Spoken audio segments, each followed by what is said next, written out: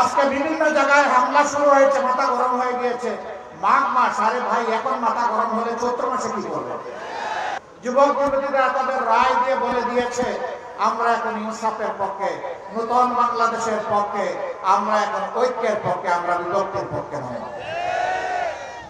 আশ্চর্য বিষয়, আমাদের একটি বন্ধু সংগঠন তারা ফ্যামিলি কার্ড দেওয়ার ঘোষণা করেছেন এবং এটাও বলেছেন যে এটা মায়ের হাতে দেবেন। তারা একদিকে দিচ্ছেন ফ্যামিলি কার্ড, আরেকদিকে দিচ্ছেন আমার মায়ের গায়ে হাত। এই দুইটা একসাথে চলে না। আমরা অনুরোধ করব নিজের মাকে সম্মান করুন।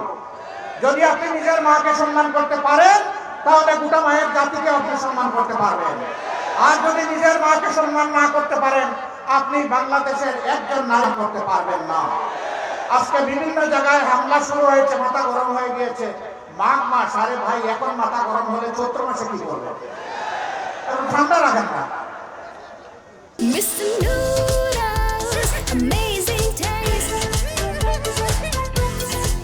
এখন তো আরামদায়ক বাতাস আছে, আবহাওয়া আছে, এই সময় গরম করিয়েন না মাথাটা। জনগণের রায়ের প্রতি আস্থা রাখুন। অতীতে জনগণের রায়কে যারা সম্মান করে নাই তাদের পরিণতি কি হয়েছে তার থেকে আমাদের সকলের শিক্ষা নেওয়া উচিত।